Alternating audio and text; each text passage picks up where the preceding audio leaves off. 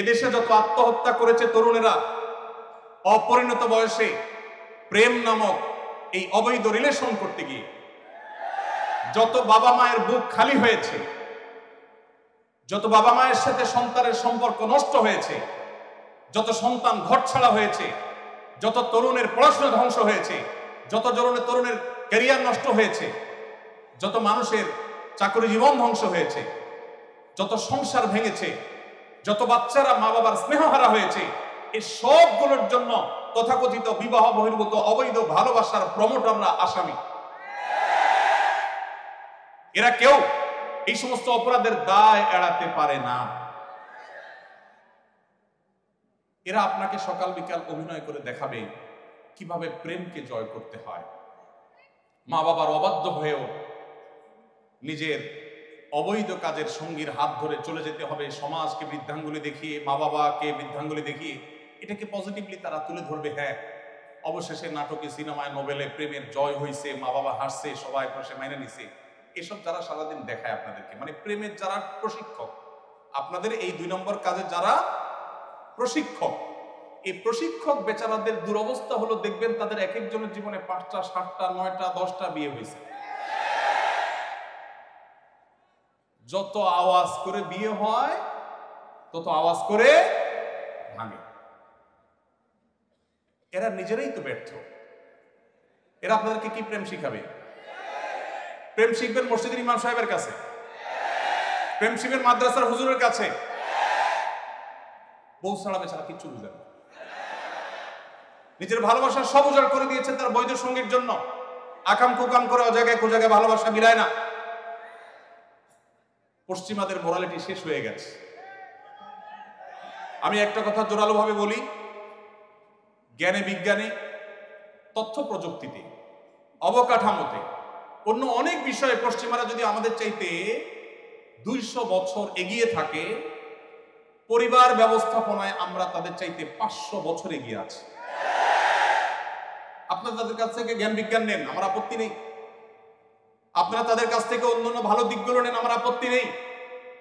কিন্তু তাদের বস্তা পচা সস্তা বিবাহ বহির্ভূত রিলেশনের এই বিষ বাষ্প যদি আপনার সমাজে আমদানি করেন, তো মনে রাখবেন, আজ জাপান, কোরিয়া, ইটালি, যে দেশগুলোর নাম বলছি, এর বাইরে উন্নত অনেকগুলো দেশের কথা আমি নিজে জানি।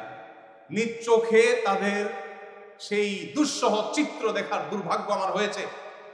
আপনি গুগল করলে, আপনি একটু অনলাইনে সার্চ করলে দেখতে পাবেন তাদের মধ্যে জেনারেশনের যে গ্যাপ তৈরি হয়েছে, তাদের মানুষ জন্মের হার কমতে কমতে এমন পর্যায়ে চলে গেছে যে রীতিমতো প্রণোদনা দেওয়া হয়। আপনারা সবাই জানেন, ওপেন সিক্রেট, সারা বিশ্বে উন্নত দেশগুলোতে বিয়ে করেছেন, একটা সন্তান হয়েছে, সরকার এত টাকা ভাতা দিবে, 2টা হয়েছে আরো বেশি, 3টা হয়েছে আরো বেশি।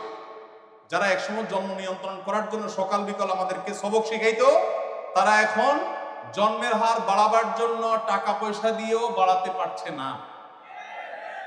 আমার দেশের ভার্সিটির স্টুডেন্টরা, মেধাবী ছেলেরা এম্বাসিগুলোতে দাঁড়ালেই পটাপট ভিসা দিয়ে দিচ্ছে। হোয়ারেজ আপনার আমার মতো অনেক মানুষ দাঁড়ালে ভিসা দিচ্ছে না, রিজেক্ট করে দিচ্ছে। কেন ভিসা দিচ্ছে?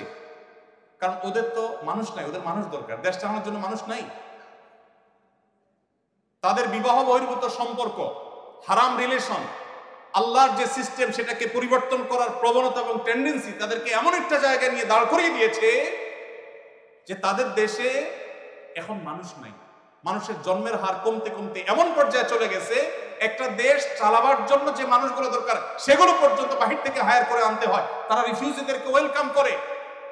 সেটা যতটা না মানবিক কারণে, তার চাইতে বেশি হলো তাদের দেশে যে জনবলের সংকট আছে সেটিকে সমাধান করবার জন্য। মুসলমানের সন্তান, সেই সংস্কৃতি যদি আপনি আপনার দেশে আমদানি করেন, আপনার জীবনে আমদানি করেন, আপনার সমাজ শেষ হয়ে যাবে, পরিবার ধ্বংস হয়ে যাবে। ডক্টর খন্দকার আব্দুল্লাহ জাহাঙ্গীর রহমাল্লাহর একটি চমৎকার কথা আছে। স্যার বলতেন, ইসলামী দণ্ডবিধিতে সবচেয়ে করুণ, সবচেয়ে কঠিন শাস্তির কথা বলা হয়েছে কোন বিবাহিত দম্পতি তারা যদি পরস্পরের মধ্যে হারাম রিলেশনের মধ্যে জড়িয়ে যায়, জেনা করে, সবচেয়ে কঠিন এবং নির্মম শাস্তির কথা বলা হয়েছে। But why? কেন এই নির্মম শাস্তির কথা বলা হয়েছে? দুজন মানুষ তারা দুইজনে সম্মত হয়ে একটা অপরাধে লিপ্ত হয়েছে, আল্লাহ তাদের শাস্তি দিবেন, ভালো কথা। দুনিয়াতে এত নির্মম শাস্তি কেন? তারা তো কারো কোনো ক্ষতি করে নাই, সমাজের কোনো ক্ষতি করে নাই। স্যার বলেছেন তারা সমাজের সবচেয়ে বড় ক্ষতিটা করেছে কি? এই টেন্ডেন্সি যদি ডেভেলপ হয় একটা সমাজে, কি হতে পারে? মানব সভ্যতা হারিয়ে যেতে পারে সমাজ থেকে বা পৃথিবী থেকে। মানুষের মধ্যে সন্তান জন্ম দেওয়ার যে স্বাভাবিক টেন্ডেন্সি, এটা যদি একবার চলে যায়, এটা নতুন করে সৃষ্টি করা কঠিন। পশ্চিমাদের চাইতে কেউ এই সকরুণ পরিস্থিতি ভালো করে উপলব্ধি করতে পারছে না আজ। যারা উন্নত দেশগুলোতে গিয়েছেন, সেখানে পড়াশোনা করেছেন, স্যাররা অনেকে গিয়েছেন নিশ্চয়ই, তারা ভালো করে বলতে পারবেন। এই জন্য মুসলিম তরুণ ভাই আমার, আল্লাহর ওয়াস্তে এই অবৈধ সম্পর্ক করে নিজেকে ইউ মনে করেন। যারা এই অবৈধ সম্পর্কে লিপ্ত হন, আপনি সবচেয়ে সেকেলে, আপনি সবচাইতে আনস্মার্ট, সবচেয়ে স্মার্ট, সবচেয়ে বুদ্ধিমান তরুণ সে, বুদ্ধিমান তরুণী সে, যার তার সমস্ত আবেগ অনুভূতিগুলোকে বৈধ রিলেশনের জন্য জমিয়ে রাখে, অপেক্ষা করে। এত ভালোবাসাবাসি আপনাদের, এরপরে ঘরে ঘরে কেন বিবাহ বিচ্ছেদ এত বাড়ছে? আপনি পত্রিকার পাতা খোলেন, যেই হারে বিবাহ নিবন্ধন হয়, ওই হারে বরং কোনো কোনো ক্ষেত্রে তার চাইতে বেশি তালাকের নিবন্ধন হচ্ছে, ডিভোর্সের নিবন্ধন হচ্ছে। কেন রে ভাই? আমি এই কথাটা বিভিন্ন জায়গায় বলার চেষ্টা করি।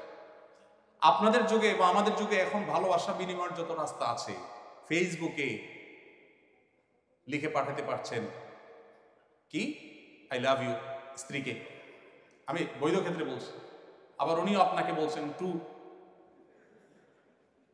আপনি চাইলে ইমোতে করতে পারছেন, ফোন কলে বলতে পারছেন, মেসেজ পাঠাতে পারছেন, কত কাহিনী করতে পারছেন। সকালে নাস্তা করাচ্ছেন, বিকালে চাইনিজ খাওয়াচ্ছেন, ফুচকা খাওয়াচ্ছেন, চটপটি খাওয়াচ্ছেন, ভালোবাসা দিচ্ছেন, 3 পিস জামা একটা পরে 5টা দিচ্ছেন, বাট ভালোবাসা থাকছেন। সব মেড ইন চায়না হয়ে গেছে। আর আগের যারা ছিলেন আমাদের মুরব্বীরা, এখানে দু একজন মুরব্বী দেখা যাচ্ছে, এই মুরব্বীদের ভালোবাসাগুলো এক একটা সব মেড ইন জাপান। এত স্ট্রং।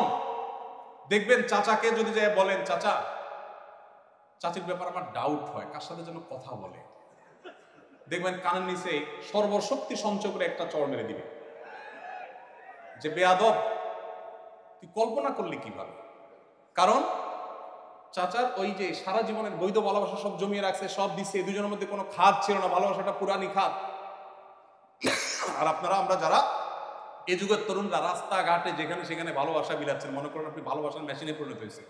আপনি ভালোবাসার সবচেয়ে বড় ভিখারি এবং সবচেয়ে বড় অভাবী। আপনার জীবনে প্রেম বলতে আসলে কিচ্ছু নাই, যা আছে সব ভোগের জন্য প্রতারণা এবং প্রবঞ্চনা। আল্লাহর নবীর আনিত এই দ্বীন এবং শরিয়াকে যদি মেনটেন করেন আপনার ব্যক্তিগত জীবনে, আপনার চরিত্র যদি হেফাজত করেন, নবী সাল্লাল্লাহু আলাইহি ওয়াসাল্লাম বলেছেন, মাইয়াহফাজনি মা বাইনা লিহিয়াইহি ওয়া মা বাইনা রিজলাইহি আযমাল্লাহুল জান্নাহ।